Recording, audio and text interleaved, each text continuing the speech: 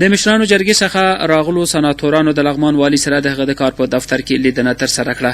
په دې لیدنه کې چې نن سه شنبه د لړم پر 28مه نیټه له غرمې وړاندې ترسره شوه، پر مهال لغمان والي محمد آصف ننګ سربیره په مشرانو جرګه کې د لغمان ولایت استازي قاری میراتم ترخیل ورسره راغلي هیئت غړي او یو شمېر نورو ګډون کړی و. لومړی د مشرانو جرګې څخه راغلو سناتورانو په استازولي عبداللطیف نهضتیار د لغمان والي محمد آصف ننګ ته د خپل سفر په اړه هر اړخیز معلومات ورکړل.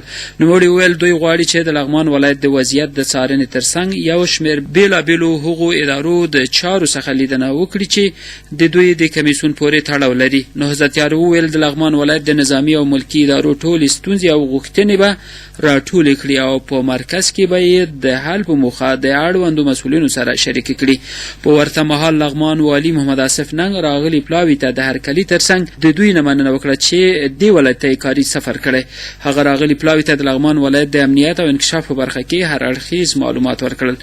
نوموړي له راغلي پلاوي څخه غوښتنه وکړه چې په مرکزي حکومت فشار راوړي ترڅو د ولایتونو ستونزو او غوښتنو ته په وخت رسیدګي وکړي.